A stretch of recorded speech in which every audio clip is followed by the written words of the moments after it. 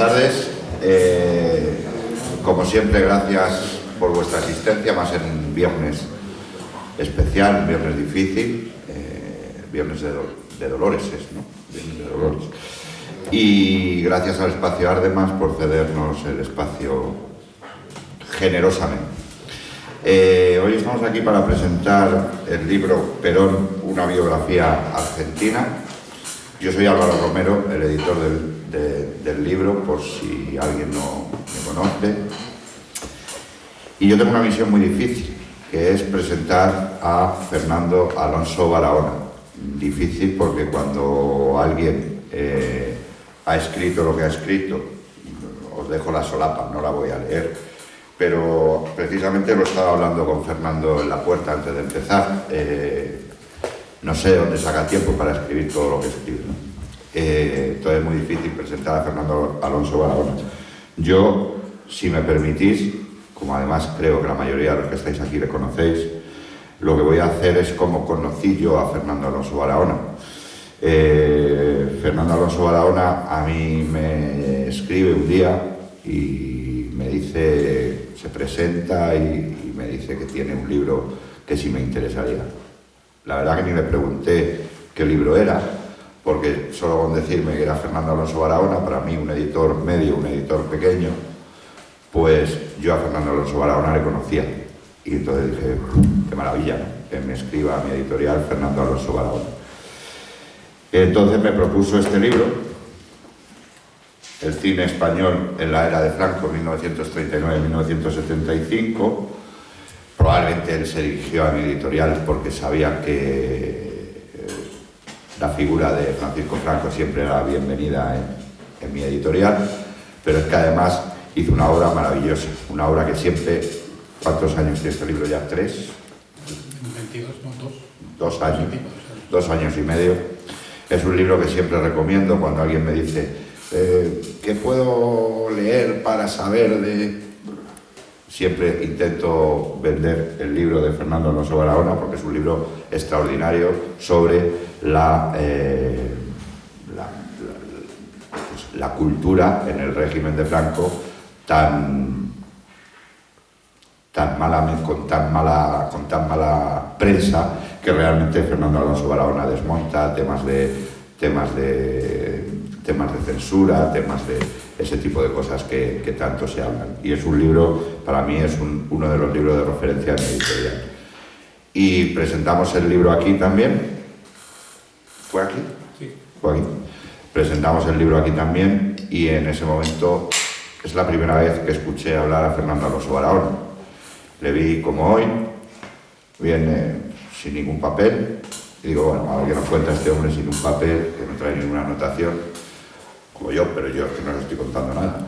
Y empezó a hablar, a dar fechas, a dar datos, a dar otra fecha, otro nombre, otro apellido. Digo, este tío es una máquina. Estuvo una hora y ya le dije, Fernando, nos vamos, y seguía, pipa. Entonces, al levantarnos de esa presentación, Norberto Pico, que está aquí con nosotros, y al oírle, dije, a este tío hay que pedirle otro libro. Y le pedimos otro libro. Le pedimos, en la casa que estamos, pues le pedimos un libro sobre, igual que el que había escrito de Franco, sobre la cultura, el cine en el entorno de Falange. Dijo, sí, yo te lo hago. Cuando un autor me dice eso, yo te lo hago, no te preocupes. Al año y medio le pregunto y me dice, estoy empezando a ver qué tal. A los 3 meses me dijo, toma el libro. Falange, Historia, Cine y Cultura. Es otro libro de la misma, una tesis parecida al que hizo de Franco. Y lo mismo, no te voy a contar nada. Vino aquí, hizo la presentación, se trajo 36 papeles como hoy, y te lo tiene todo en la cabeza. Es un tío que a mí me maravilló. Entonces cuando me dice que tiene el libro de Perón, biografía argentina, pues quiero decir, pues adelante. Yo la figura de Perón no la conozco mucho.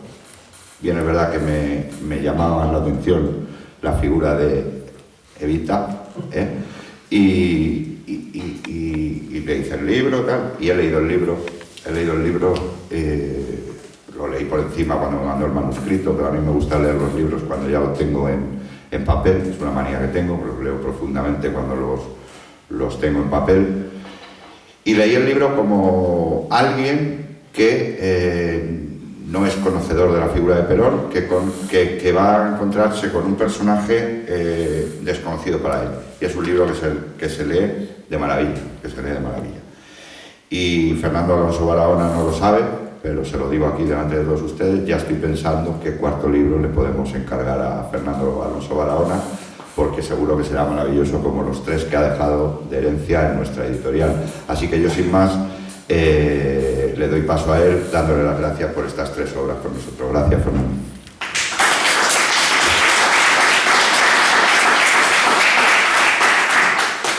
Gracias. Es ciertamente un placer colaborar con la editorial, estar aquí por 3ª vez. El cine español fue el primero, Falange Historia, Cine y Cultura el segundo, y ahora esta biografía argentina que puede llamar la atención, pero que sin duda creo que es un personaje fascinante, una historia no demasiado bien conocida, a pesar de que su protagonista vivió 13 años en España, y sobre todo porque el movimiento que gira en torno a él pues continúa extrañamente vivo. De hecho, en la historia de la política o de la cultura pues hay algunos elementos que son sorprendentes para un historiador o para alguien que viniera de fuera. Es cierto, y lo pensábamos o lo hablábamos con el libro de Falange, cuando uno estudia lo que sucede en el año 1936, como en las elecciones de febrero del 36, pues el partido Falange tiene un 0,1%, un 0,8%, votos mínimos. A continuación encarcelan a toda la junta directiva. Sin embargo, ¿cómo es posible? Se pensaría cualquier persona que lo ve de fuera que en solo 2 o 3 meses todas las fuerzas que habían votado a otros partidos se vayan a Falange. Eso es un misterio de la historia que se ve estudiándolo, mirando los libros y conociendo a los personajes, pero realmente si alguien viniera de fuera o un extranjero, porque además en algún momento me lo han comentado, pues eso en la política actual sería impensable, porque ese partido estaría deshecho, un 1%, aunque hubiera voto útil, toda la gente en la cárcel, y sin embargo, ¿qué ofrece? Para que todos, de una manera o de otra, estuvieran allí dentro. Con el peronismo pues sucedería o puede suceder algo realmente similar.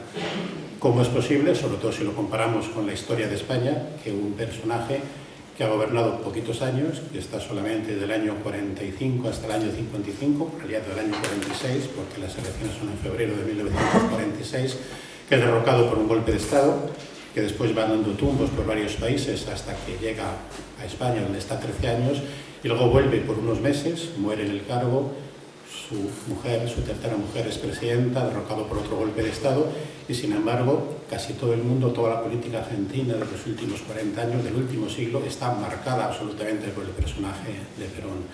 Incluso por el nombre de su auténtico apellido, es decir, no por el justicialismo, que es el movimiento político que él crea y que aquí tiene una importancia más secundaria, puesto que el nombre de justicialismo se conoce mucho menos y es peronismo, como todo el mundo conoce, es el equivalente al franquismo, peronismo. De hecho, él en una entrevista que le hacen ya en los años 70, le pregunta a un periodista extranjero, no argentino, y le dice ¿cómo encuentra o cómo califica usted la política argentina? ¿Cómo se puede dividir? Y él dice, pues hay un tercio de radicales, un tercio de socialistas y un tercio de conservadores. Y le pregunta el periodista, ¿y los peronistas? Y claro, peronistas somos todos. Esa contradicción es la que va a airear y a circular toda esta historia política del peronismo, porque es realmente un cúmulo de contradicciones, de paradojas, pero es absolutamente apasionante.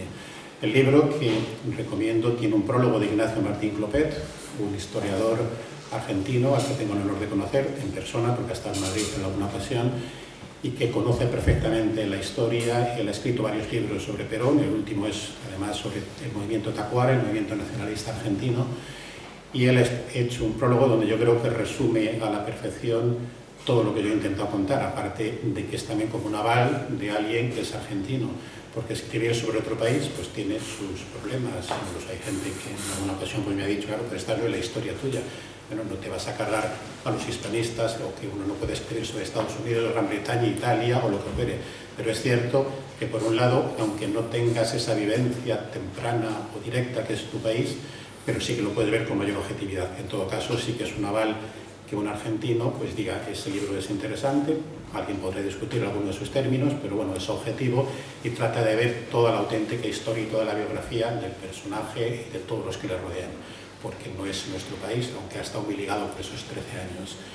La historia de Argentina es una historia extraordinariamente compleja. aunque no lo es menos que la de otros países. Cuando Argentina se independiza en 1816, se funda Buenos Aires, un español había fundado 3 siglos antes, Pedro de Mendoza. Pues Argentina ya tiene esa dicotomía y ese conflicto permanente desde su propia independencia. Hay una guerra civil entre los federalistas y los centralistas, después una guerra con Brasil, y empieza a haber movimientos continuos. Pero claro, no es una excepción argentina. Si examinamos la historia de España en el siglo XIX, pues podemos ver todos los avatares que ha habido: 3 guerras carlistas, Fernando VII, Isabel II, la 38, una primera república con 4 presidentes. En fin, es un caos donde solamente los años de la Restauración, donde esa dicotomía o ese reparto entre conservadores y liberales, entre Sagasta y Cánovas, es el único periodo un poco pacífico. Pues Argentina es igual. Claro, esto nos sirve para desmentir ese primer mito, que es que el peronismo ha traído esa idea de la inestabilidad que está siempre. Y es más, cuando llegan los años 30, pues vemos, en el libro lo veréis, como es una sucesión de gobiernos, de golpes de Estado, uno tras otro, hasta llegar a 1945, a 1946, con la llegada de Perón al poder. ¿Quién es Juan Domingo Perón? Juan Domingo Perón nace en 1895, es un militar de prestigio que lleva su carrera, que tiene puestos importantes en Chile y que llega a estar de agregado militar en Italia en la época de Mussolini, donde ahí se queda, es cierto, fascinado por esa experiencia que él llama de socialismo nacional, donde pues a los obreros, a los trabajadores les integra dentro de un proyecto general, y es lo que le lleva a descubrir esa especie de tercera vía que también se verá influido por el pensamiento de José Antonio y por el nacionalsindicalismo. Pero es un militar. Él además tiene una vida anterior importante. Evita no es su primera mujer, estuvo casado con Aurelia Tizón, llamada popularmente Potota, que también era más joven que él, pero que murió de cáncer de útero, igual que Evita, pues con 35 o 36 años, muere en 1938. Es decir, es una trayectoria mucho más desconocida, pero que es su historia anterior, porque él todavía ahí era desconocido, pero ya estaba en ese mundo. En el libro, que vamos a tratar de resumir algunos de los puntos importantes para despertar el interés del espectador. En alguna ocasión me han dicho que ahora no puede destripar todo el libro como si fueran los spoilers de una película, pero yo creo que sí que se debe despertar ese interés para saber o para comprobar o animar que en sus páginas puedes encontrar muchas de estas historias, porque una idea esencial es que la vida de Perón, de Evita, a veces parece como una película. Es verdad que es una película dramática, puesto que todos los que la han vivido, todos los que han asistido a esa biografía, es su propia biografía, es su país, es su esencia, son sus problemas. Pero hay muchos temas rocambolescos, hay muchos temas dramáticos, muchas historias casi esotéricas que desembocan en esa fascinación que sin duda ejerce y provoca el personaje. En estos últimos años 30, Argentina está sumida en esa inestabilidad, pero Argentina es un país rico, es un país importante, es uno de los países clave de Hispanoamérica y que además tiene una cierta vocación de liderazgo. Además es un país que económicamente, después de ser neutral en la Primera Guerra Mundial, pues exporta muchísima cantidad de carne, muchísimos productos y por lo tanto tiene una cierta riqueza. El problema que tiene, y es donde surge ese nacionalismo argentino, es que la política liberal en el sentido que existía en España, un liberalismo en el siglo XIX, un poco caciquil, pues se ha provocado en que haya una gran dependencia de las metrópolis, sobre todo británica. A pesar de que Argentina es un país español, además los argentinos siempre están orgullosos de esa madre patria, pero sin embargo toda la política de la segunda parte del siglo XIX, primera parte del 30, hace que haya un gran capital británico, que grandes industrias sean propiedad de los ingleses, del mundo anglosajón, pero sobre todo de los ingleses, y eso produce una tirantez considerable y ese surgimiento del movimiento nacionalista que dices que estamos casi convertidos en una colonia donde además hay una gran diferencia entre las clases dirigentes que mantienen una gran capacidad económica y el resto del pueblo que vive con muchísimas más dificultades. En este escenario surge además la Segunda Guerra Mundial, donde Argentina pues es un país neutral e incluso algunos de los militares que van formando gobierno tienen simpatías por el eje, por Alemania e Italia. Lo que pasa es que Argentina está en otro océano y por lo tanto la guerra les es muchísimo más lejana, pero sin embargo sí que mantiene esa importancia. En la historia argentina, así como en el siglo XIX, el general Rosas había sido uno de los más prestigiosos, pero es una personalidad que instaura un régimen autoritario, pero que provoca una cierta unidad nacional.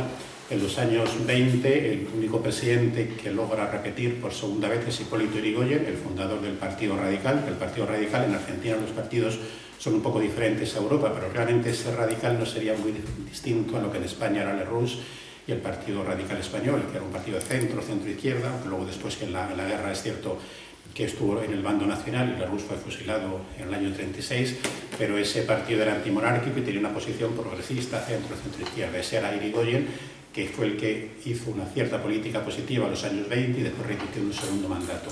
Ahí las elecciones se conectaban con los golpes de Estado. Había 4 años o 2 años, un golpe de Estado, otro golpe de Estado. Realmente el ejército sé que tenía una importancia, una columna vertebral y una decisión de participar continuamente en la política, y lo seguirá siendo durante todo el siglo XX, porque muchos de los gobernantes tenían que tener el aval de ese ejército. Pues en ese año 36, 38, 40, en el libro veréis una sucesión de golpes de Estado, que también indica, lo he dicho anteriormente, Perón no estaba, lo que quiere decir que esa inestabilidad, que no es deudora solamente de Argentina, sino de España y de muchos otros países, y vemos la historia de cada uno de ellos, se lleva en la sangre hispana, argentina, alemana o italiana, no tiene que ver con un personaje, porque es curioso cómo van cayendo uno tras otro. Hasta que Perón, con uno de ellos, Farrell, pues consigue ascender y le nombran secretario de Asistencia Social, sería el equivalente que ministro de Asuntos Sociales. Y además, 2 años después, como Farrell continúa en alza, pues le nombran vicepresidente del gobierno y ministro de la guerra. Pero realmente la explosión de Perón es cuando lleva todos los asuntos sociales, toda la política laboral, toda la política de trabajo durante muy poquito tiempo, 1 año, año y medio. ¿Qué es lo que hace él ahí? Pues hace una política laboral donde empieza a ganarse a los sindicatos, al único sindicato importante que era la CGT, que se convertirá en el sindicato clave del peronismo, pero que la CGT ya existía de antes, no es una creación suya. Y ahí logra una tremenda popularidad, porque va mezclando el nacionalismo, el decir hay que defender los intereses argentinos, con la defensa de todos los trabajadores, que se los roba, por así decirlo, de los movimientos socialistas y comunistas que había allí, que se quedan atónitos cuando ven un agente extraño, que además es acusado de simpatías con Mussolini, y que además es cierto, porque eso será lo que le van acusando en numerosas ocasiones, pues les va quitando toda esa influencia, les va comiendo poco a poco el terreno. Es en este momento cuando además surge Eva Perón, Eva Duarte, otro personaje que sería no ya para una novela o las múltiples películas que se han hecho sobre ella, sino una biografía independiente, pero Evita entra también como un arma de fuego considerable. Se conoce en el año 44, ha habido un terremoto en San Juan y hay cientos y cientos, miles de muertos, desaparecidos, y está todo aquello derruido. Entonces Perón, entonces todavía coronel, jefe de los servicios sociales, se presenta allí y empieza a tener una ayuda extraordinaria a estar con la gente y a levantarles el ánimo. Y ahí es donde Eva Perón, que era una actriz que había hecho algunas películas, algunas obras de teatro, una mujer que había pasado muchísimas dificultades, que llega a Buenos Aires a primeros años 30, lo que aparece en la película Evita o en la película Eva Perón, que eso es cierto, y que pues, no había triunfado demasiado como artista, pero que estaba todavía, al menos en la radio, sé que tenía grandes cualidades para conectar y comunicar con el público. Es mucho más joven, desde luego. Perón es de 1895, Evita es de 1919, es decir, es 24 años más joven. Y esa conexión pues, resulta vital, porque Eva Perón empieza a transmitir a la gente todo ese sentido humano del poder, del trabajo, de la sensación de poder ser uno dueño de su propio destino. Como Perón siempre tenía muchos enemigos, muchos envidiosos, pues dentro de ese gobierno que le ampara, pues un grupo de militares y de civiles pide su cabeza diciendo esto no puede continuar, y además pide su cabeza diciendo que tiene simpatías filofascistas, que está aliado con Mussolini, y entonces Argentina ya al final de la guerra cambia la política y ya hace paz con los aliados, porque todo el influjo británico y norteamericano pues dice tienes que salirte por completo de esta idea que además está perdiendo la guerra. Piden su cabeza y él le meten en la cárcel, se exilia a una isla por allí cercana. Y es uno de los puntos donde la historia pudo cambiar, porque Perón, según dice la historia y veréis en el libro, pues hay momentos que duda. En el año 45, Perón ya tiene 50 años, ya ha conocido a Evita, que se va a casar con ella, y dice, bueno, a lo mejor ya ha acabado aquí, ¿para qué seguir peleando? Pero entonces se encuentra con que hay una manifestación gigantesca de gente, sobre todo trabajadores, sobre todo todas las masas sindicales, que se acercan a la Casa Rosada y piden que Perón vuelva. Entonces le tienen que llamar, le llama el presidente que había en aquel momento y dice, no puedo, el único que me puede salvar de que aquí los linchen a todos es Perón. Le llama y él viene, ese es el espíritu del 17 de octubre, es el famoso dentro de la mitología peronista, ese es el día, con una manifestación de miles y miles de personas, pide que vuelva al poder, que cuenten con él. Y en ese momento, una gran trayectoria importante, Perón, con su número 2 de entonces, Mercante, que es todavía no es vicepresidente, pero es como su máximo ayudante, el máximo alto cargo que está con él, le dice: ahora, ¿qué hacemos? Una parte de los que la apoyan dicen: bueno, esta es la tuya, aquí tienes el golpe de Estado ya decidido, hazte con el poder. Pero Perón, de acuerdo con Mercante, dice: no, pues entonces vamos a ser igual que los demás, vamos a hacer unas elecciones, tengo que legitimar esto de algún modo. Y efectivamente las hace. Esto sucede en octubre del 45, las elecciones serán en febrero del 46, donde ganará con un 10%, con 20 puntos, un 52 y un 42, 10 puntos. Pero es una victoria considerable porque además el mapa electoral de Argentina aquí salta por los aires, porque hay una amalgama que se presenta contra él, que se llama la Unión Democrática, y él pues funda el Partido Laborista, porque todavía no existe el justicialismo, y lo une casi solamente con su persona. Esto era notorio o diferente en la época, pero esto también se ha repetido. Es decir, esto es lo que sucede pues, en Hungría, donde Viktor Orbán, el que ha ganado las elecciones, pues se presenta como candidato y tiene prácticamente a todo el espectro político en su contra. El espectro político donde están izquierdas, pero también algunas derechas, algunos liberales. Pasaba en Polonia igual, esa materia es exactamente la misma. ¿Qué sucede además? Que ese nacionalismo argentino le apoya. El embajador de Estados Unidos, Braden, pues intenta meter baza en la política argentina y lo que hace es que le favorece a Perón, porque uno de sus lemas de campaña es o Braden o Perón, olvidando a Tamborini, que era el candidato del Partido Radical, que es el que dirige esa Unión Democrática, porque es, como digo, una coalición donde hay socialistas, comunistas, pero también gente que se entendería pues, derechas o centro-derechas, pero que está en contra de lo que significa Perón.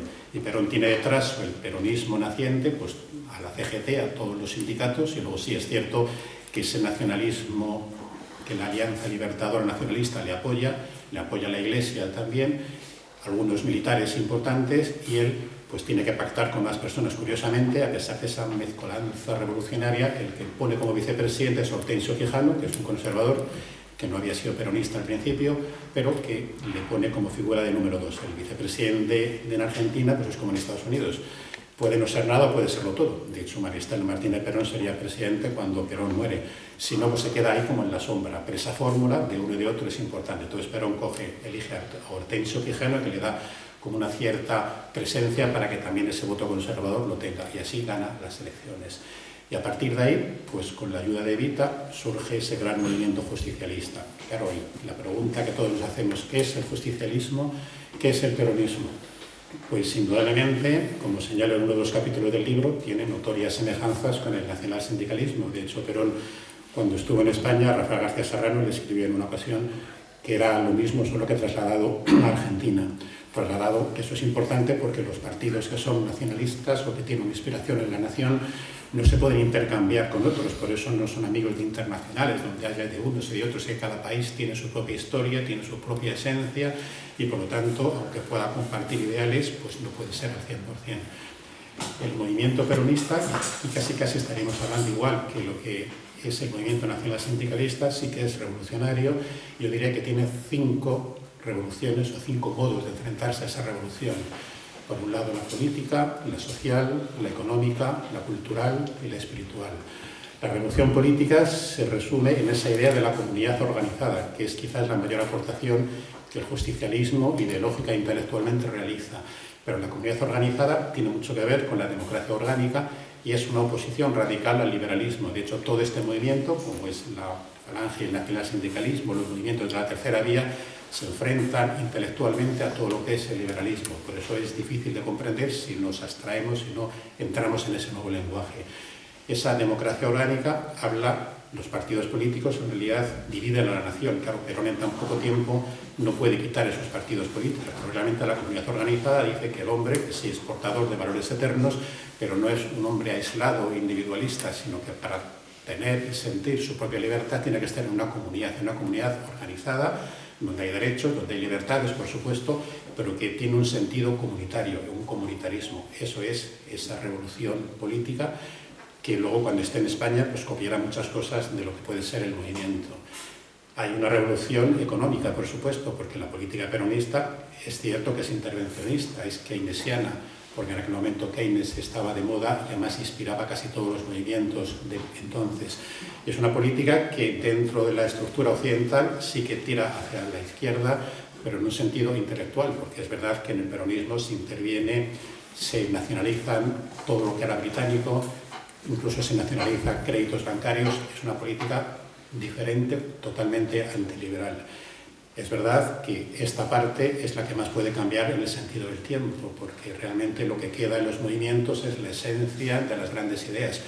Luego hay otros temas que pueden cambiar con el paso del tiempo, depende de la riqueza del país. Cuando uno habla del Plan General de Urbanismo, no puede ser doctrinario y decir es que siempre tengo que hacer esto. Pues lo mismo pasa con la política. A lo mejor tú haces una política intervencionista y llega un momento que aquello se hunde y tienes que cambiar. Claro, eso es lo que explica que cuando años después, y luego iremos a ello, cuando Carlos Saúl Menem, que también es un peronista de la vieja guardia, por así decir, auténtico, porque establece una política totalmente diferente, liberal, y él dice, no, yo empleo el mismo sistema intelectual que tenía Perón, que la más me avaló a mí. En aquel momento, en los años 40, la única manera de salvar a Argentina, de recuperar a la nación, de quitar la influencia británica, era hacer esta política, y Menem dice, aquí en cambio en los años 90, yo esto se me va a la ruina, después de los años y la herencia que recibía, tengo que hacer una política liberal, que luego también acaba mal.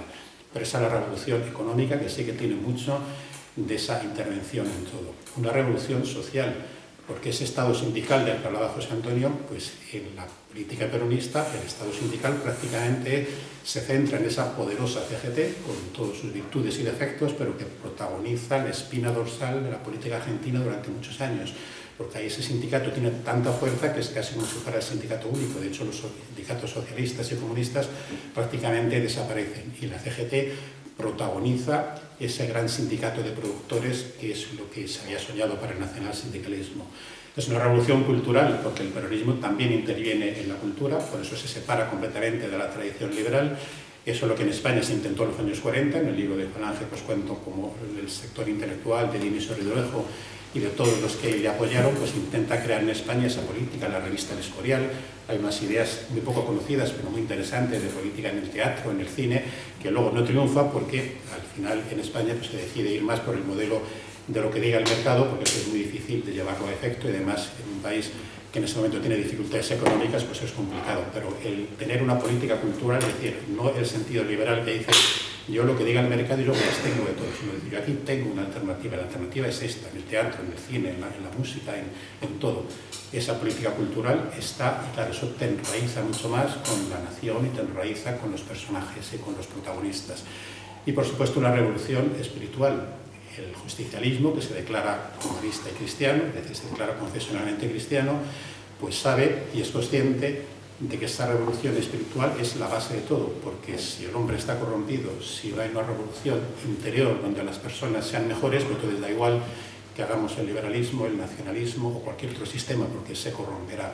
Por eso dice, la base de nuestro sistema es la revolución de dentro, porque lo que también decía Eugenio II es tratar de ser uno lo mejor posible para sobre esa base que es el alma y la persona portadora de valores eternos, pues uno pueda construir el resto de la doctrina política, de la doctrina social o de la doctrina económica. Esto es el justicialismo, que tiene pocas obras intelectuales, porque ahí el tiempo les come, ahí no hay tiempo para hacerlo. Realmente Perón no había escrito nada. Cuando en el año 45 surge esta manifestación, pues él coge de aquí y de allá, y sobre todo sí que tiene claro la tercera vía, es ni el capitalismo ni comunismo. Uno de los lemas del movimiento peronista hasta los años 70 es ni yanquis ni marxistas, peronistas, porque además desde el punto de vista hispanoamericano, pues así como a España la ven como aliada, porque además Perón sí que lo dice explícitamente, porque Argentina es además el país más europeizado y sí que añora ese sentido de la patria española, pero sin embargo siempre ha habido un sentimiento antibritánico, antinorteamericano, porque ven que ese inglés que viene pues intenta comer toda su esencia, intenta comer su terreno, comprar las empresas e establecer una cultura anglosajona que es distinta a la cultura hispánica, además no es católica sino protestante. Por eso esa idea del capitalismo y el comunismo, la tercera vía, que luego será el movimiento de países no alineados, pues también caracteriza la política argentina. Y junto a ella, él también quiere hacer una cierta unidad de América. Argentina se siente protagonista, quiere llegar a pactos con Brasil, con Chile, con otros países cercanos, para decir, es que si creamos esa idea de una confederación de países hispanoamericanos, pues podremos influir mucho más en la sociedad, claro, lideradas por Argentina. Él tiene algunos choques, porque con Chile siempre ha tenido algunos conflictos territoriales que han estado a punto de terminar en alguna guerra, pero bueno, ahí lo tiene. Estamos en esos años 40 y ahí Evita es la protagonista, la jefa espiritual de la nación argentina. Claro, probablemente la explicación del dilema que decía antes de cómo es posible que haya dejado esta huella es que aunque la política pueda tener sus virtudes, sus defectos, sus errores, es cierto que en España muchas veces se hablan de cosas que no son ciertas, porque cuando en el libro, que hay poco, podréis ver todos los resultados económicos, pues claro que hay problemas, sobre todo en la segunda legislatura, pero ciertamente resultados muy positivos, es decir, se mejora la calidad social muchísimo, y esa es probablemente la única razón que explica que eso esté en la memoria colectiva de los argentinos y no lo hayan olvidado. En la película Eva Perón de Juan Carlos de Santo, que hiciera la historia, pues hay un momento donde cuando está preparando el golpe de Estado contra él, que también une a derechas, centros, izquierdas, pues le dice, no, tenemos que tirar, esto es una dictadura y hay que acabar con ella. Y le dice uno de los más progresistas, por así decir, sí, pero hay que intentar salvar que las conquistas sociales del peronismo no se vayan abajo. El otro dice, eso da igual, aquí lo importante es derribar al líder. Probablemente esa materia, esa posibilidad, esos logros son los que permanecen y se han quedado en esa memoria. Y ahí tiene muchísimo que ver Eva Perón, que también es un fenómeno que hay que comprenderlo desde la idea argentina o desde una idea romántica de la política, porque con una idea absolutamente burocrática o administrativa eso no se comprende. Los españoles también hemos sido exagerados en muchas ocasiones con ese sentimiento patriótico hispano. El argentino, pues se ve los tangos en el fútbol, tiene algo diferente, algo propio, algo personal, que hace que también en la política tenga un componente humano gigantesco.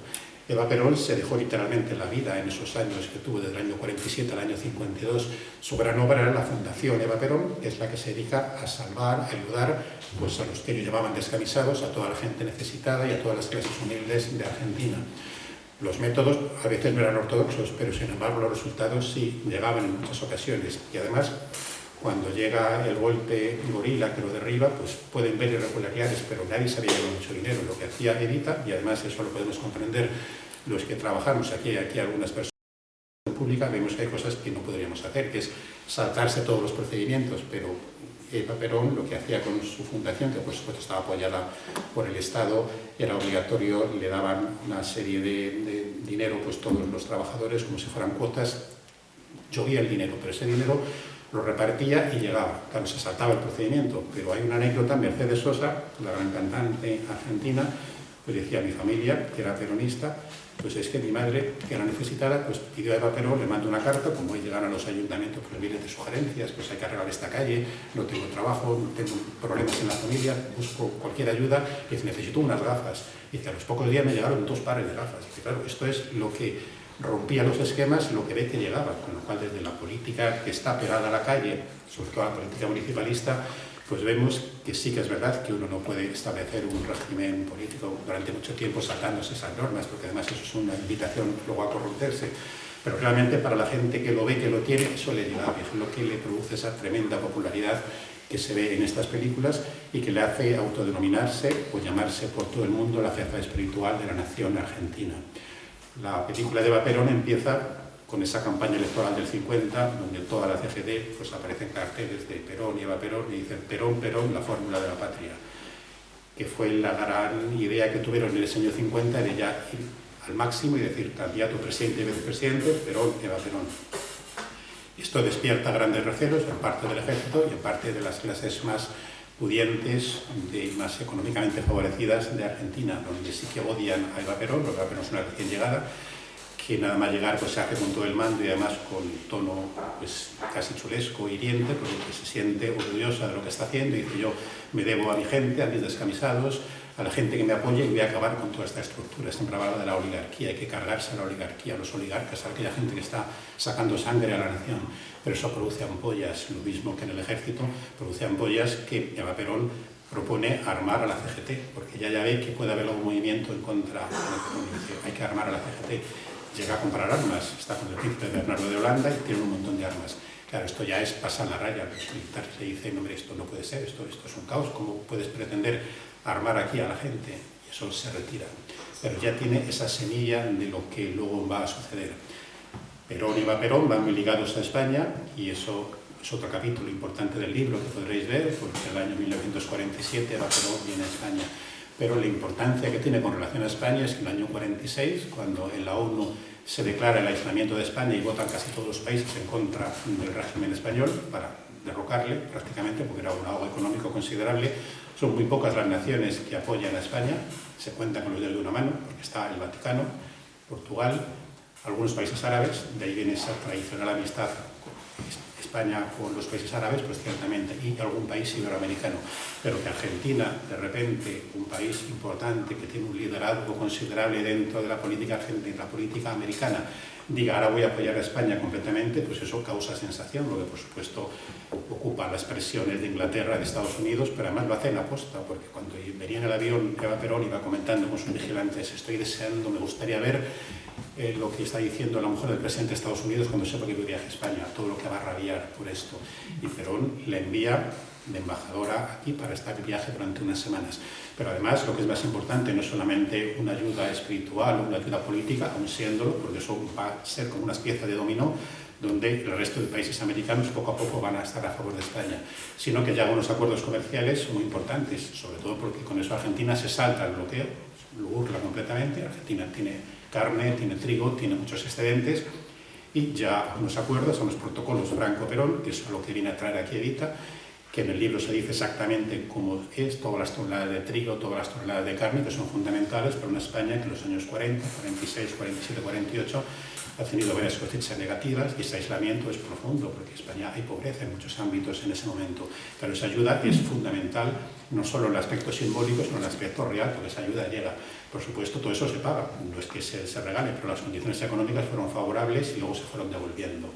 En el transcurso de esos protocolos, luego el año 49 y 50 hubo algún problema, y se cuenta en el libro, sobre todo porque José María de Areilza, que era el embajador español en Argentina, pues tuvo algunos choques con Eva Perón sobre todo, y ahí pues tienen que volver a negociar algunos de los puntos, pero realmente ese viaje y esa carne, ese trigo y ese apoyo es fundamental, y eso es lo que luego hará que Perón venga a España, lo que produce que en España sí que tengamos esa cercanía, y cuando se plantea, por ejemplo, hacer el libro, veamos que estos señores sí que están muy relacionados con nosotros. Aquí hay un parque Eva Perón, una calle Perón, que es una de las Avenida General Perón, una de las calles más importantes de Madrid, ahí cerca del Bernabéu, o sea que sí que tiene una ligazón considerable con España. Por supuesto, el viaje de Evita a España es espectacular, de gente, de público, de halagos tremendo. En España pues le acompañan muchos ministros, y ahí donde vemos y se pone en el libro como si ciertamente se parece mucho a lo que intentaba el nacionalsindicalismo conseguir en España. Ella vuelve a Argentina, cuando está aparte de España, viaja a Italia, donde ya no es tan bien recibida, pero bueno, más o menos, y luego ya no puede seguir viajando, por Inglaterra ya no se atreve porque le dicen que no pueda ir. Porque además no olvidemos que Perón en aquel momento sí que es rival de Inglaterra, de Estados Unidos, porque intenta rebelarse de algún modo y además liderar todas esas naciones argentinas. Luego eso desembocará en los países no alineados, en aquellos países que quieren estar fuera de la órbita soviética y de la órbita norteamericana. ¿Qué sucede en las elecciones del 52? Pues Perón vuelve a ganar, vuelve a arrasar. Evita no puede ser la candidata a vicepresidenta, no sabemos qué hubiera pasado si Perón no hubiera aceptado las presiones militares, pero el hecho es que ella estaba enferma de cáncer y por lo tanto ya le dice no puede seguir. Es emocionante ver los vídeos, porque la ventaja de la historia contemporánea sobre la historia antigua es que aquí lo ves en YouTube, porque están los noticiarios, y lo que cuando estudias la Edad Media o el siglo XVIII, XIX lo imaginas, ves cómo puede ser, aquí lo tienes, y ver esos discursos de Eva Perón cuando está a punto de aceptar, cuando ya quiere aceptar, y ver que tiene una masa gigantesca de miles y miles de personas que le están gritando Perón, Perón, Perón, Evita, y ella le mira al presidente y le dice, digo que soy vicepresidenta, y el otro, no lo digas, y al final no lo dice, y luego cuando vuelven a la Casa Rosada le dice, es que tienes cáncer, estás enferma, pero no solamente es que tienes cáncer. Y ahí ya ese cáncer es también tremendo, por eso digo que esa faceta humana es lo que hace que esta política no sea el estudio burocrático y administrativo de una serie de acontecimientos. Vemos a una persona que se deja literalmente la vida hasta el último día, que va sufriendo poco a poco con 33 años y que muere casi con muy poquitos kilos porque se va dejando toda su existencia en ese momento. Es realmente emocionante todo ese tiempo. Evita llega a ver esa segunda victoria y además le advierte a Perón, no dejes nunca a los descamisados, a los del sindicato, porque van a ser los únicos que te van a apoyar siempre. Hace discursos muy violentos en ocasiones. Hay uno de ellos, uno de los últimos, donde ya enferma, dice, guay, de ese día, dice, como traicionéis a Perón, yo me levantaré de donde sea y no descansaré hasta no dejar ni un solo ladrillo que no sea peronista. Es algo tremendo porque vemos que no es teatro, porque teatro sería si alguien no lo vive y no sufre y no muere por ello, pero aquí lo es. Al final, pues en el año 52, con 33 años, Evita desaparece y ahí el peronismo entra, tiene un mandato que todavía tiene esa mayoría aplastante, con las elecciones que ganan en el 52, pero es cierto que eso deja su huella. Sobre todo porque cuando se tiene un movimiento transversal, pues es difícil contener los apoyos, porque los apoyos son distintos. Pero cuando tú no eres ni de derecha ni de izquierda, es cierto que en tu movimiento hay derecha e izquierda, y la derecha e izquierda son conceptos relativos, pero es una manera de hablar. Decía Juan Manuel de Prada, buen amigo mío, decía, claro, si el que se considera tradicionalista le hablan de derecha y de izquierda, dice que eso no acepto el lenguaje, porque yo soy anterior a la Revolución Francesa, por lo tanto lo que hablo me resulta extraño. Pero al final tienes que pensar o tratar de algún modo determinado. Entonces, con tus apoyos son diferentes y tus enemigos también. Ya desde el año 53-54 hay algún problema económico. Es cierto que esa fibra moral del peronismo con Evita se rompe un poco, por lo menos baja un poco de nivel, porque también es humano, que así lo sé. Es el segundo matrimonio donde una persona mucho más joven que él muere con 30 y pocos años, y además en este caso ya era el sostén político fundamental. Pues ahí todos los enemigos empiezan a ir en contra. De hecho, el general Menéndez, en el año 51, pues ya intenta dar un golpe de Estado que fracasa. Se reprime, pero Perón no le fusila porque dice que no quiere acabar de esa manera, y al fin y al cabo son compañeros de armas y le perdona la vida. Pero en el año 55 ya está a punto de estallar el golpe de Estado. Y aquí sucede otra cosa que también nos llama la atención, y es esa deferencia o esa decadencia de un año. Empiezan a pasar muchísimas cosas, y sobre todo la peor de ellas es que esos enemigos externos, esa infiltración interna, hace que Perón vaya rompiendo con algunos de sus aliados fundamentales, y uno de ellos es la Iglesia, porque se llega en el año 55, pues Perón, según cuenta él, se enfadó porque la Iglesia Católica estaba pensando en crear un partido demócrata cristiano. Claro, lo considera como una traición, porque dice, yo os he apoyado, me he apoyado en vosotros, me habéis apoyado a mí, el justicialismo es un movimiento cristiano, ¿cómo me vais a hacer esto? Y empieza a tener algunas diferencias. Y además, dentro de su gobierno, pues claro, es un gobierno también muy amplio, muy diferente, y empieza a haber problemas. Hasta tal punto que en el año 55, en unas manifestaciones, pues aparte de que Perón prohíbe que los colegios públicos enseñen la religión, pues hay enfrentamientos. En una iglesia se queman banderas argentinas y se empiezan a quemar las otras iglesias, que esto para el peronismo es un desastre.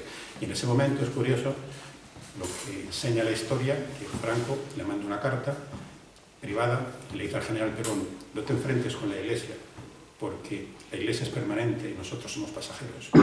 Y además la iglesia habla a las conciencias, y sobre ello los políticos no tenemos fuerza, no tenemos poder.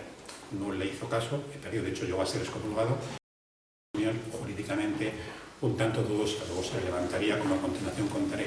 Pero lo curioso de esto es que Franco se lo aplicó a sí mismo 20 años después, porque en el año 74, cuando Monseñor García Lloveros, el obispo del País Vasco en aquel momento, pues se revela de una manera considerable, además apoyando, lo que hemos conocido por desgracia es el apoyo a movimientos terroristas de muchos sacerdotes vascos, pues a Lloveros se enfrenta, y Arias Navarro le dice esto no puede ser, y hay una tirantez considerable a punto de expulsarle de España, y hay un momento que se llega a hablar de que van a excomulgar a varios miembros del gobierno. Entonces Franco se acuerda de lo que le dijo 20 años antes y corta, le dice a Arias que cese, que le dé todo lo que pide a Lloveros y que adelante. Es curioso cómo aquí el consejo se cumple, porque es exactamente lo mismo, por otro problema diferente, pero en ese enfrentamiento dice yo no puedo, bueno, pues ya sería, si ya se me está escapando esa iglesia que me es fundamental, ya el hecho de que me excomulguen al presidente del gobierno, 2 o 3 más, no puede ser. Perón eso no lo puede conseguir, y ese golpe de Estado es sangriento, porque además los golpes de Estado y el terrorismo en Argentina en todos estos años no es como aquí, y siendo terrible aquí, un atentado de 1, de 2, es que allí bombardean la Casa Rosada, es que después veremos en los años 70 donde se revelan guarniciones, se toman ciudades, hay muertos, heridos continuamente. El golpe del 55 es brutal, pero no hay un momento que intenta enfrentarse, pero después se marcha para no provocar una guerra civil, y es cierto, se marcha porque dice, si no, ya esto ha llegado ya, que el país está dividido en 2 partes, y si yo cojo la mitad del ejército entra en una guerra, entonces se marcha. Y aquí viene ese segundo misterio de la historia, cómo es posible que el personaje continúe con su historia y luego vuelva en el año 55, pero tiene 60 años. 60 años en los años 50 es más que ahora, probablemente sería como 70 ahora, en aquel momento ya era una persona con la vida ya más gastada. Se marcha, además con muchas dificultades, no tiene ese dinero, esa fortuna, eso es mentira. Sobrevive con Jorge Antonio, que era uno de los empresarios que le apoyaba, con algún dinero de fondos reservados, lo que llaman fondos reservados, y con gente que le va dando un poquito, pero va dando tumbos.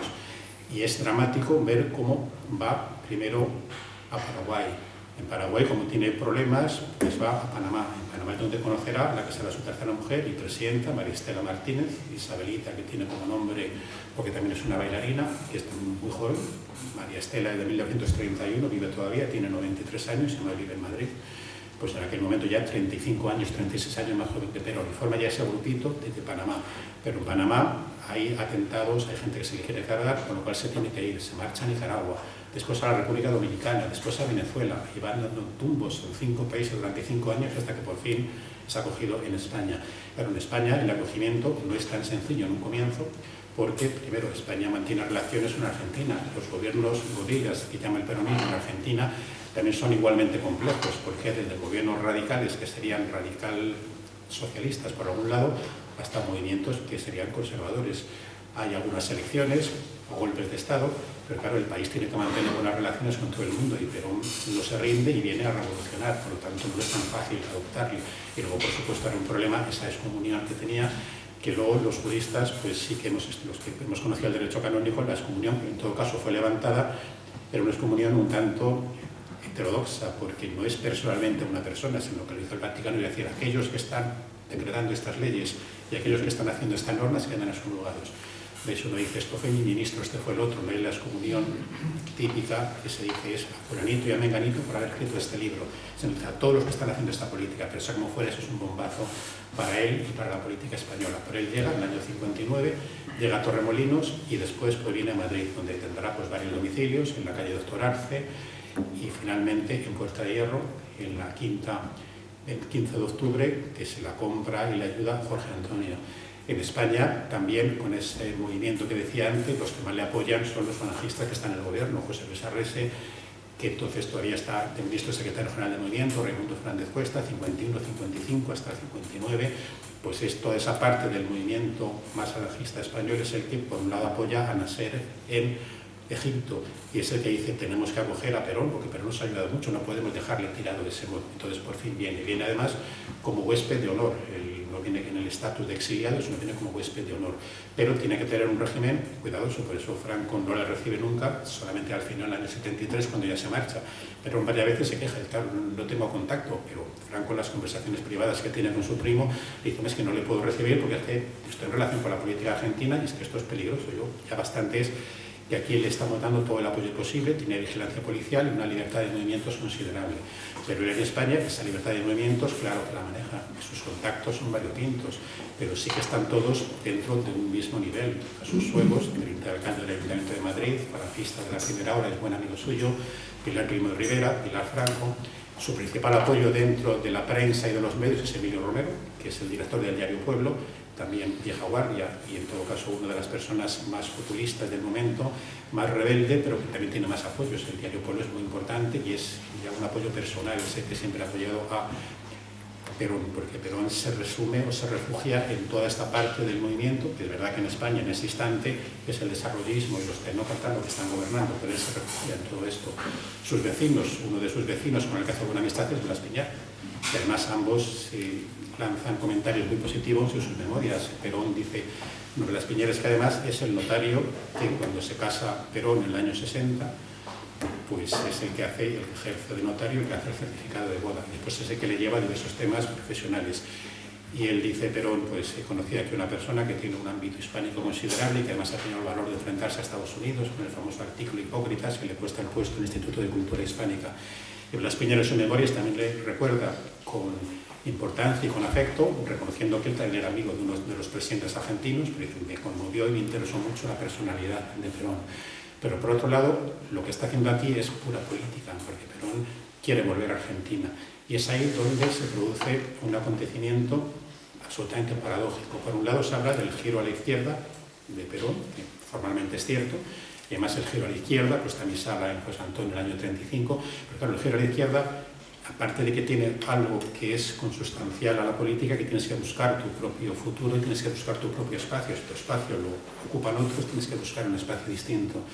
Pero el tema de Perón llega a ser desgarrador, porque mientras él personalmente en España lo que hace es moderarse y además imbuirse de lo que está viviendo en España, que en los años 60 pues es un lugar donde está creciendo, donde hay desarrollo, y él además empieza a ver, es que ese movimiento con todas sus imperfecciones, pero en realidad es lo que él estaba buscando, porque es lo que él habla en la comunidad organizada, no los partidos políticos que dividen a la nación, no los partidos políticos que desembocan en un sistema partitocrático, sino en un movimiento donde haya diversas tendencias que todas coincidan en esa constitución general que sería el movimiento, y eso es lo que está buscando.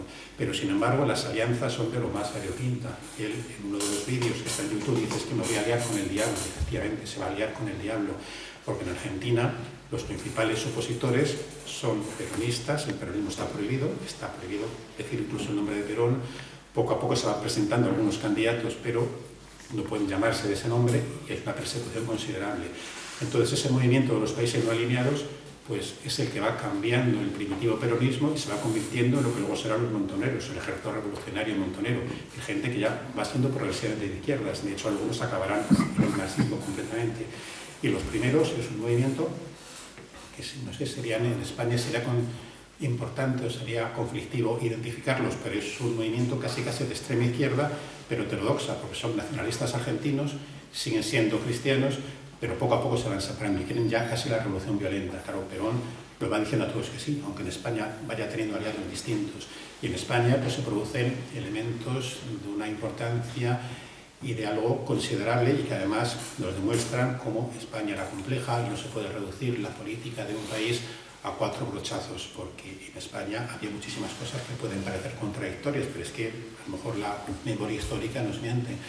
En España vemos como Rodolfo Galimberti, que en aquel momento era un montonero prácticamente de extrema izquierda, pues entra en España libremente, se mueve donde quiere, y hay sus contradicciones. Quiere ir al Valle de los Caídos para visitar la tumba de José Antonio y casi arrodillarse delante de él, pero en aquel momento Galimberti es el sector revolucionario y casi socialcomunista. Luego Galimberti cambiará y se arrepentirá, incluso se hará empresario y se asociará con una de las personas que ha secuestrado. Pero Perón le va diciendo a todos que sí, porque Perón va intentando llegar a acuerdos incluso con los políticos argentinos. En la Argentina de los años 60 los presidentes van cayendo uno a uno todos. El primer presidente es Lonardi en el año 55, que luego se arrepentirá del golpe de Estado. Lonardi dura muy poquito, Lonardi sería conservador, luego viene Aramburu, que es mucho más radical y más diferente y absolutamente antiperonista. Y luego van llegando continuamente presidentes. Arturo Frondizi es uno de los más llamativos, pero con Frondizi, que es más moderado, Perón intenta pactar. Es decir, a la vez que le dice sí a los montoneros, él allí pacta para decir vamos a permitir que se permitan algunos justicialistas, aunque vienen con otro nombre, y efectivamente así lo hacen. Y hay elecciones donde si no les dejan participar, ganan los votantes en blanco. Y aquí viene el segundo gran milagro de la permanencia de Perón, que en el año 65 tiene 70 años, y es que lógicamente en Argentina hay mucha gente que empieza a pensar Perón es el pasado, y el peronismo se puede mantener, pero ya sin Perón. Y ahí surge un sindicalista, Augusto César Bandor, que es el presidente líder de la CGT en los años 60, donde ella empieza a querer volar por sí mismo y decir, Perón ya no va a volver aquí nunca, si ya va cercano a los 70 años, está en España, y nosotros no podemos estar solamente con el nombre antiguo, vamos a intentar sacar ese peronismo sin Perón.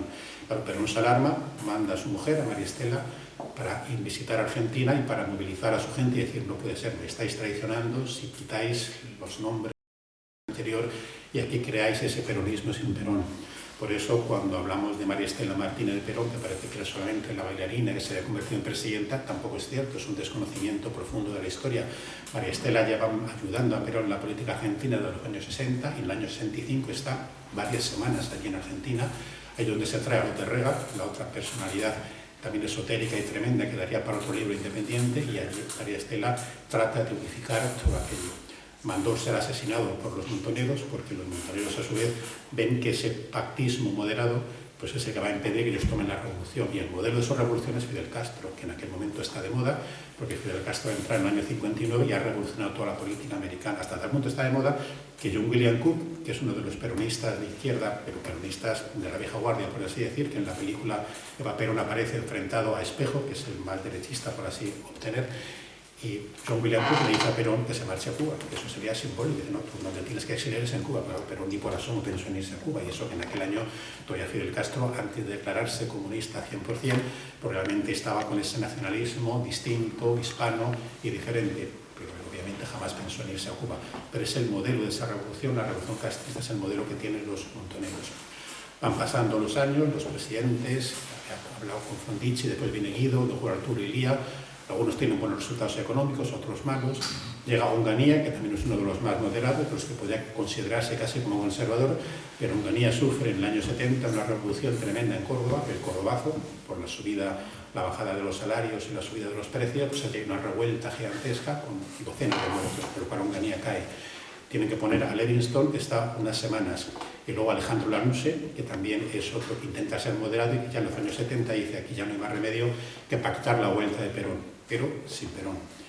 Y Lanuse es el que inventa, el que dice, vale, voy a autorizar, voy a hacer elecciones, que ya digo, apenas han hecho elecciones 2 veces en los años 60, y además unas de ellas, como no gustan, pues se altera el resultado, porque el ejército está en todas. Es una cosa tremenda en esa política argentina de todos los años, pero ya vemos de los años 30, no solamente en estos, como va interviniendo, va quitando a un comandante jefe, va poniendo a otro. Hay unas elecciones que me gustan, pues las acepto, pero como se vaya un poco de más del presidente, golpe de Estado, golpes muy comunes y que no son sangrientos. De hecho, un compañero mío de promoción de la Comunidad de Madrid, que vivió años en Argentina, me dijo, cuando yo era pequeño, es que un golpe de Estado pues era una cosa casi normal, una tragedia, como se podía ver en Europa, sino que había tantos que era, ¿qué ha pasado? Y pues que han quitado al presidente, pero hay presidentes que duran unos meses o duran unas semanas. Y en Alejandro Lanuse, pues ya va a hacer ese pacto con decir, acepto que se presente el Partido Justicialista, pero dentro de la norma pongo que para ser candidato hay que vivir en Argentina, con lo cual Perón no puede. Pero bueno, Perón ya tiene bastantes años. Y es cuando viene otra gran revolución que llama la atención desde el punto de vista europeo, y es Héctor Cámpora, también un peronista absolutamente fiel de la primera hora, pero muy ligado hacia la izquierda. Lo que pasa es que sí, él es peronista y absolutamente reverencial, temor reverencial a su jefe, pero que estaba dentro de la izquierda. Y Cámpora gana las elecciones en el 73, 1973, en marzo, en abril. Y lo primero que hará pues, es tomar posesión en mayo y viene a España a firmar nuevos protocolos y a traerse a Perón. Pero ahí ya Argentina se ha vuelto a ir de las manos.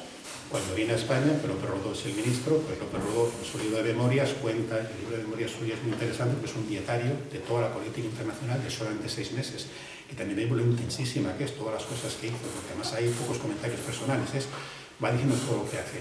Él cuenta cómo vino todo lo de Perón, pero no llega a poneros, y lo sabía, lo oculta, que ya la tirantez entre Perón y Cámpora es tremenda. De hecho, hay escenas casi violentas en el sentido de que Perón le dice que no la acompaña a la cena de gala que va a haber en el Pardo y le dice una frase también dramática: me has convertido el gobierno, lo ha llenado de aventureros y de marxistas, porque ahí sí que están los montoneros completamente. De verdad que Perón ha puesto a López Rega de ministro de Asuntos Sociales, López Rega, que también es otro personaje, para dedicarle otro capítulo, un cabo de la policía que tiene conexiones con sectas esotéricas, que le llamaban el brujo, porque parece ser que practicaba alguna magia, pero que llegado aquí a España, pues se convierte en el secretario plenipotenciario de Perón y el hombre que lidera y que manipula. Quizás es una frase fuerte, porque en el libro veréis como los enemigos de Perón siempre consideran que le manipulaba, pero no puede ser solamente eso, hay otras muchas cosas que se escapan de esa visión maniquea. Pero el hecho es que López Rega es aquí el que maneja a Perón, probablemente con su aquiescencia, pero toda esa política. López Rega es el ministro de Bienestar Social, pero el gobierno aquel se le ha ido de las manos. Y de nuevo vuelve ese dramatismo tremendo. Perón está enfermo, aunque se conserva más o menos, puede vivir unos cuantos años. Aparte de tener arteriosclerosis, pues tiene cáncer de próstata, que casi nadie lo sabe. Y le va al doctor Puigver, a la prestigiosa clínica Puigver en España, y le dice, tengo que volver a Argentina.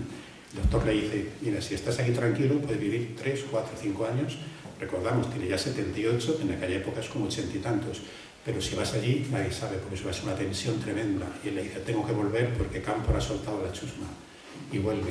Y claro, lo de Cámpora es otra contradicción de la política, de las memorias históricas. Cámpora, hoy en día en la política argentina, es considerado pues, como la izquierda así en estado puro. Claro, Cámpora viene en el año 73 a España, pacta con Franco y hace unos protocolos tremendos de apoyo entre los dos países. Y sin embargo, pues ¿cómo era posible eso? Pues porque esto se nos salta por completo, rompe lo que son las barreras y sobre todo la manipulación de la historia. Es cierto que Cámpora, aunque tiene ese pensamiento, pero Cámpora obedece. Y de hecho le dice a Perón, aquí tienes el bastón de mando. Y Perón le dice, no hace falta el bastón de mando para tener autoridad, pero dimite. De hecho es presidente solamente 2 meses. Perón tiene que volver y aquí viene la tragedia argentina. El día que vuelve al puerto de Ceiza, en julio del 73, hay un enfrentamiento a tiros entre peronistas de izquierda y de derecha, para entendernos. De hecho, Perón no puede aterrizar en Ezeiza, tiene que aterrizar en Morón. Allí los montoneros se infiltran, no se sabe quién empieza, porque según las fuentes que veréis en el libro empiezan unos u otros, pero intentan apropiarse de ese movimiento y a decir, a ver si nos vais a quitar el gobierno popular, que yo le llamo gobierno popular, exactamente igual que del Castro, y lo vas a derechizar. Ahí ya está López Rega, están los inicios de lo que luego será la AAA, y el hecho es que hay metralletas y tiros y muertos allí. Como vemos, esas diferencias que hay en otros países o diferencias en España entre movimientos dentro del mismo partido, claro, no han llegado a ese extremo, porque en España, salvo Montejurra, en el año 76, cuando los carlistas de derecha y de izquierda se enfrentan y hay un muerto, aquí hubo docenas de muertos, tremendo. Y peor todavía, a los pocos días de las elecciones, pues puesto Perón arrasa con un 62%, es algo tremendo, es como es la última esperanza de que Argentina, que tiene una crisis económica, como muchos países, derivada de la crisis del petróleo, tiene una estabilidad social considerable. Un país que se dividido en, ahí no tiene un problema de separatismo, porque eso no lo hay, ahí la unidad nacional no es la unidad de los territorios, sino es la tremenda división entre las gentes. Eso lo tienes que unificar de algo de un 62%. Y los dos candidatos tuvieron un 21, un 7 y un 8. Ese sentido es brutal, nunca había habido en la historia ese resultado. El vicepresidente, que anteriormente había sido Solano Lima, con Cámpora, pues aquí va a ser María Estela, que también es agónico cómo lo elige, porque él sabe que a lo mejor no dura mucho, pero quizás sí, porque la muerte es algo demasiado personal como para pensar que no va a durar solamente unos meses. Probablemente él pensaría, tengo a López Rega, tengo a José Ignacio Rucci, que era el presidente de la CGT, peronista suyo completamente, y ellos apoyarán a María Estela. Pero los montoneros van a por todas, y a los pocos días de las elecciones, José Ignacio Rucci es asesinado por los montoneros, es tremendo. Dicen los que le conocieron y cuentan las crónicas que nadie ha visto una persona tan descompuesta a Perón como en el entierro de Rucci. Dice, esto ya me ha saltado por los aires. Estos, a los que yo he ayudado a crear la UNRWA, que les está apoyando, les está diciendo que soy la vanguardia de la revolución, soy los jóvenes los que vais a cambiar, los que vais a derribar al gobierno caduco, ahora me hacéis esto, rompéis todo. Claro, lo hacían para acabar con el régimen. Pero curiosamente, otra cosa que llama la atención es cómo, aunque estos montoneros despreciaban al gobierno, pero sin embargo Perón les daba como una imagen casi religiosa de apoyo. El Partido Comunista en el año 74 pues dice, no tenemos ya nada que esperar del peronismo, porque el peronismo se ha ido hacia la derecha, pero Perón no hay que esperar a que se muera, poco menos, porque Perón es casi como si fuera intocable. Pero esa batalla ya va a estar, porque la guerra continúa, siguen muriendo personas continuamente. Y en otra escena dramática, en mayo del 74, en la Plaza de Mayo, solo 2 meses antes de morir, eso está en vídeo en YouTube, el discurso, la plaza llena de miles y miles de personas, Perón echa a los montoneros de allí. Es un discurso también tremendo, cuando dice, hemos vuelto a esta plaza, porque es el primer 1 de mayo, después de su regreso, el expresidente en octubre, hemos vuelto al año 55. Ya os avisé yo que hay muchos problemas en Argentina, que los enemigos iban a ser muy grandes. No me equivoqué, pero por fortuna hemos resistido. Y ahora, sin embargo, dice, hay un grupo de imberbes que se creen con más derecho, aquellos que llevan 20 años luchando en los sindicatos, en el Partido Justicialista. No puede ser. Los montoneros, que son miles de personas, empiezan a gritar, pues mi general está lleno de gorilas en el gobierno popular, porque en su terminología el gobierno popular es el gobierno social comunista prácticamente.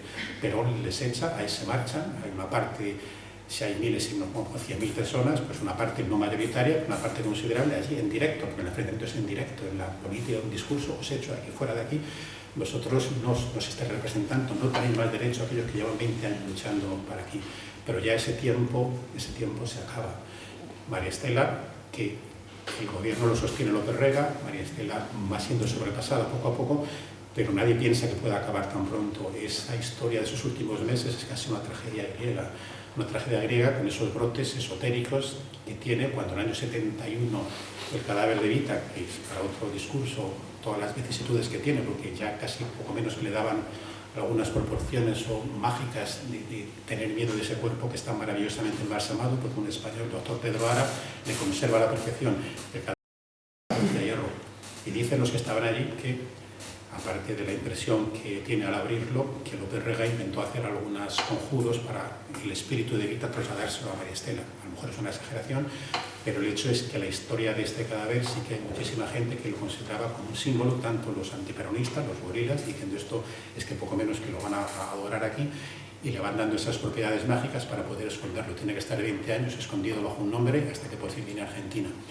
Pues ya en esos últimos meses del 74, donde Perón intenta esa política muy parecida a lo que era el movimiento, intenta reformar la política económica, y su política es otra vez la comunidad organizada, una política económica moderada, desde luego intervencionista, pero que sea capaz de salvar las diferencias y de que no haya, de que los trabajadores pues tengan un sueldo considerable y tengan unas condiciones económicas positivas, y trata de tener otra vez esa independencia de los países no alineados, aunque sea más moderado que Cámpora, no quiere enfrentarse con Estados Unidos, pero lo hace. Pero ese tiempo poco a poco se le acaba. Además, él se entrega completamente.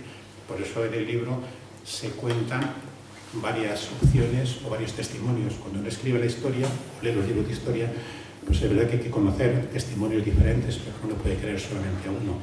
En el libro veréis, cuando os acerquéis, como según alguno, pues parece que Perón era una marioneta en absoluto, porque solamente hay que ver la agenda que tenía, cómo va continuamente de un lado a otro. Incluso tiene un viaje a Paraguay con frío, porque es en el mes de junio allí, totalmente en contra de los médicos y está enfermo, ya casi no puede seguir, hasta que ya llega el estallido final. Y el 1 de julio del 74 estaban en España tanto López Rega como María Estela. Primero viene López Rega y después María Estela, le dicen vente aquí porque esto se va a acabar, porque es que había tenido varios infartos. También en esa muerte tremenda el 1 de agosto del 1 de julio del 74 interviene esa escena, si no cinematográfica, esa escena dramática y novelesca. López Rega, que está allí, que intenta controlar a todos los médicos, le intenta salvar mediante conjuros. Hay un momento en que le dice, vuelve faraón.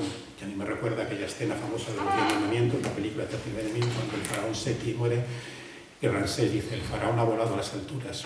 Pues como en la secta Anael sí que tiene que ver con los misterios egipcios, pues descompuesto, dice, lo he intentado otras veces y lo he conseguido. Están 2 horas o 3 horas intentando reanimarle, pero no es posible. Perón muere el 1 de julio, 9 meses después de haber vuelto al gobierno, y dejando, como os podéis imaginar, una actuación complicada con un país dividido, porque él era la única parte de la Unión, pero dividido además entre los peronistas y montoneros, entre los militares, entre todo el mundo. Tremendo. La despedida de Perón es gigantesca y además confluye y le apoyan gentes de lo más opuesto. Él había sido capaz de ser admirado por Fidel Castro y por Anastasio Somoza, que lo recibe en Nicaragua, y por Stroessner, que lo recibe en Paraguay, porque realmente los que le recibían eran los militares iberoamericanos que tenían ese pensamiento y le apoyan y le ayudan. Por supuesto también Nixon y Brezhnev, Franco, Utrera Molina, que es el ministro secretario general del movimiento, pues lanza una nota muy cariñosa donde recuerda los años 40 y el apoyo inmenso que tuvo España, cómo pudo salir adelante y no pasar hambre gracias a Perón. Y a partir de ahí parecería que la historia ha terminado, pues no ha terminado. Ahí sí que lo dejo solamente como tráiler, porque si no contaría el resto del libro, pero es que en la última parte, como el personaje no termina, por eso es una biografía argentina, jugando con el término no solamente Perón, sino también Argentina, pues el peronismo va a continuar. María Estela Martínez es presidenta durante año y medio y es derribada por un golpe de Estado también tremendo y brutal. Pero claro, ese golpe de Estado no surge de la nada. María Estela, ya los militares le dicen un año después que a López Rega le quiten, piden su cabeza, López Rega viene a España. En España estará unos meses, luego se quitará orden de captura contra él y estará exiliado en Miami hasta que le capturan y muere en la cárcel. Y María Estela, la política económica del 75 se la entrega a Celestino Rodrigo, que hace un ajuste económico muy duro, porque la economía también se va por los suelos, y ese ajuste sí sería lo que entenderíamos como liberal, con lo cual enfrenta a la CGT, tal manera que se encuentra casi sin apoyos. Y a eso le añades los enfrentamientos con los terroristas, que no es un acto terrorista aislado, sino que son guarniciones que se levantan, asaltos a ciudades, tremendo. Pues la Junta Militar da un golpe de Estado brutal, porque luego la represión sería brutal, y María Estela sale exiliada, y después de estar 4 años en la cárcel, pues terminará en España, donde incluso ha sido perseguida por varios adalides de la memoria histórica, pero no han podido demostrar nada, y aquí continúa. Y aún así, pues ese peronismo, solamente como apunte para el libro y para los posibles lectores, pues vemos como después de la caída de la Junta Militar, sobre todo después de la Guerra de las Malvinas, que es la que le pone en el horizonte de la decadencia, después vuelven los radicales, pero luego vuelven los peronistas y vuelven en sus 2 líneas diferentes. Menem está 8 años, que es un récord para la política argentina, y Menem pues casi entra a la Internacional Popular, era amigo de Aznar, y su política era, vamos, que le faltó poco para entrar a la Internacional con todos los partidos equivalentes al Partido Popular de entonces. Luego, en la primera legislatura fue muy positiva, pero la segunda fue un poco más discutible, porque además es lo que hace lo contrario, vende las empresas que estaban nacionalizadas y claro, hay muchísimos amigos suyos que se enriquecen, como pasó en España y como ha pasado en otros lugares. Y después, el peronismo actual, que ya no tiene de peronismo ya ni el nombre, porque se llama kirchnerismo, pues como dice Clopete en el prólogo, ya eso ya no es el peronismo anterior. De hecho, ese movimiento actual, por lo menos sus dirigentes, porque el movimiento continúa siendo muy complicado. De hecho, Menem fue senador hasta su muerte con 90 años y el partido sigue teniendo todas sus líneas. Pero este kirchnerismo, que hoy sería equivalente pues, al gobierno que hay de España actualmente, no tiene nada que ver con el peronismo original. Yo creo que Perón también les hubiera expulsado a todos directamente de aquello, porque han traicionado todos aquellos límites. Ya se han convertido en un partido más, pero en un partido que está absorbido, por lo menos en esta clase dirigente, porque al ser tan grande hay muchas personas que no piensan así. No es que haya girado a la izquierda, ha girado al movimiento progre, al pensamiento woke y sobre todo a la tradición que es la Agenda 2030, es decir, el partido que era nacionalista, fuera de izquierda o de derecha, pues ya lo convierte en un partido globalista que ha quedado eso. Por eso realmente Cristina Kirchner, sobre todo Cristina, porque Néstor Kirchner, que era mayor, sí que estaba en la Plaza de Mayo, fue de los que se quedó y los han hecho con los montoneros, pero aquello ya les empieza a molestar el nombre de Perón porque lo dicen porque sigue teniendo ese tracto casi religioso que parece que trae votos, que por eso es lo contrario que sucede en España, porque nadie se atreve a ir en contra a pesar de la intensa contradicción que tiene, porque incluso los que apoyan la memoria histórica cuando hablan del peronismo o que apoyan a los presuntamente peronistas, que habría que preguntar ¿dónde te crees que estuvo Perón 13 años? ¿Dónde te crees qué relaciones son las que crees que tuvo? Es una contradicción permanente. Pero bueno, en esa complejidad es la que determina el libro, la que determina la historia, y la que probablemente a los que os acerquéis a leer esas páginas, pues veréis todo lo que he dicho, mucho más ampliado, y esa sensación de asistir a una película, a una novela, pero hecha sobre la vida, sobre la biografía de la persona. Y para terminar, como en esa contradicción estamos, pues me permito leer que a los pueblos los mueven los poetas, y la poesía es muy importante porque es un arma tremenda. Y como la contradicción es una de las características fundamentales del peronismo, pues voy a leer unos versos de Jorge Luis Borges, uno de los mayores escritores argentinos, que desde luego no era peronista, ni mucho menos, pero ahí está esa contradicción que probablemente defina y tenga mucho que ver con lo que estamos hablando.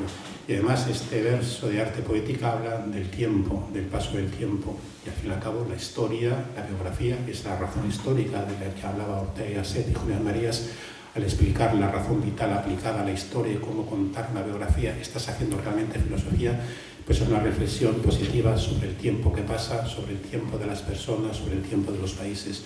Escribía Borges: mirar el río hecho de tiempo y agua, y recordar que el tiempo es otro río, saber que nos perdemos como el río y que los rostros pasan como el agua, sentir que la vigilia es otro sueño, que sueña no soñar, y que la muerte que teme nuestra carne es esa muerte de cada noche que se llama sueño.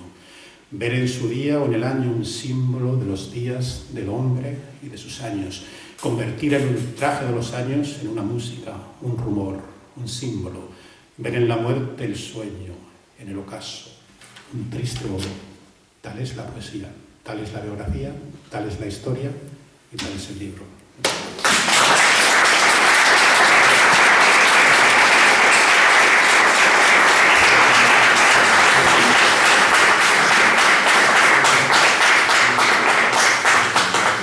Bueno, como os decía al principio, prometo que no tiene ninguna chuleta por aquí debajo ni nada, todo lo traía pensado de casa. Y para más Inri no ha probado el agua, yo me he bebido una botella y no ha probado. Es increíble. Yo me gustaría que hiciéramos un par de preguntas, nos tenemos que ir a las 9:15, por lo cual un par de preguntas, si tenéis un par de preguntas, y si no, para que luego pase Fernando a la firma de los libros. ¿Alguna pregunta, Fernando?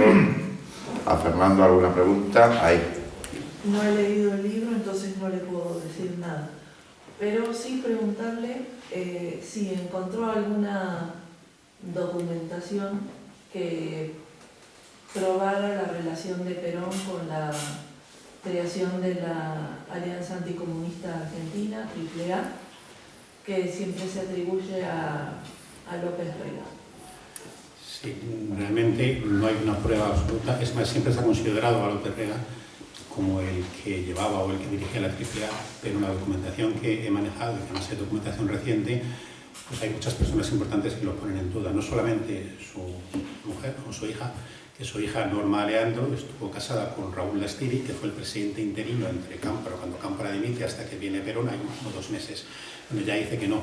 Pero hay otros historiadores recientes, y sobre todo incluso algunos montoneros, que dicen, no, aquí estaban metidas las Fuerzas Armadas Argentinas, porque López Rega a lo mejor podría marcar algunos de los que había que eliminar, pero una persona que al fin y al cabo era el ministro de Bienestar Social, un cabo del ejército, por mucho poder que tuviera, que además cuando cae Perón ya es inferior, cuando muere, no podía dirigir toda la AAA. Yo creo que es difícil ver, porque además esas cosas no creo que queden en documentación. Es cierto que esa rebelión o esa represión tiene que existir cuando hay tantísimos muertos. O sea, lo haría cualquier gobierno, lo hizo la dictadura militar, pero Perón, claro, cuando cae Rucci, hay discursos donde sí que dice algunas cosas, barbaridades o por lo menos cosas muy dramáticas. Entonces hay que acabar con ello, hay que llegar al escarmiento. De hecho, lo dice en la Plaza de Mayo, dice, es que ha habido un montón de muertos y todavía no ha llegado el tiempo del escarmiento. Claro, el escarmiento es la reacción de un Estado de Derecho, porque al fin y al cabo es un Estado que ha asociado unas elecciones. También hay que señalar que curiosamente o contrariamente a lo que piensan muchos españoles o algunos políticos españoles, pues el peronismo ha ganado otras elecciones y nunca ha sido una dictadura. Es verdad que en algún momento pues sí ha tenido tentaciones de dejar a los partidos, de ese movimiento, ese símbolo único, bueno, alguna tendencia autoritaria que probablemente era igual a todos los países de Europa y de América, pero sus tres gobiernos son constitucionales. Entonces, ¿qué sucedió del año 73? Que hay muy poquito tiempo, octubre, noviembre, diciembre, en esos meses donde ya empieza a haber algunos que caen por la AAA, pues no hay una documentación que lo pruebe, aunque seguramente parte del ejército lo sabía y luego se fue de las manos. Porque la AAA lo que hacía era pues directamente pues matar a un montón de gente. También hubo muchos montoneros que cayeron porque era la rebelión o la respuesta a todos esos asesinatos. Pero no hay, y además probablemente no la haya, porque no van a ser tampoco dentro del gobierno para decir creo que se haga esto. Pero sí que tiene mucho visto de realidad lo que dicen los historiadores recientes, que una parte del ejército en la sombra o en la luz vio que aquello se iba de las manos y que había que dar un escarmiento, porque sí, como digo, es que había revueltas, asaltos y muertos y heridos en pueblos enteros. No es una bomba que pongan un día, siendo eso tremendamente trágico, es que eso como que entran aquí en un pueblo o en una guarnición y la toman al asalto.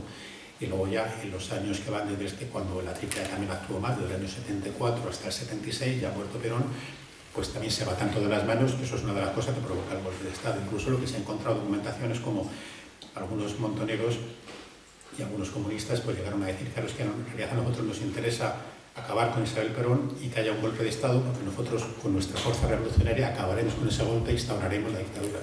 Y eso sí que hay documentos explícitos que lo hacen en ese juego tremendo de doble banda para decir, al fin y al cabo María Estela era María Estela Martínez de Perón, con lo cual era como decir, no podemos acabar totalmente con esto que es como nuestra madre o nuestra esencia. Con estos movimientos que damos, lo que hacemos es provocar una reacción militar. La reacción militar viene, acaba con María Estela y con el peronismo, y como esto no va a tener fuerza suficiente, pues ahora viene la revolución del pueblo y acaba con ellos. Eso sí está, porque es tremendo. Hay una página web, varias páginas web que lo ven, y si por curiosidad lo veis, en el libro se hace referencia a alguna de ellas, todos los atentados que hay durante esos meses. Es tremendo, que eso es una actuación de preguerra civil.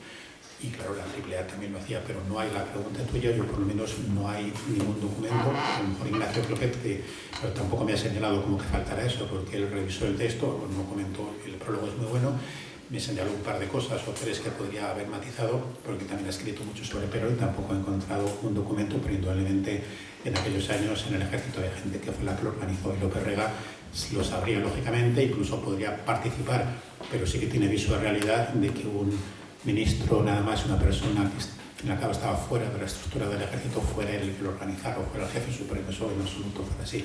Y de hecho, un año antes del golpe de Estado, es el ejército el que le pide a María Estela que quite a López Rega, dice échale de aquí porque no le controlamos, fuera de aquí.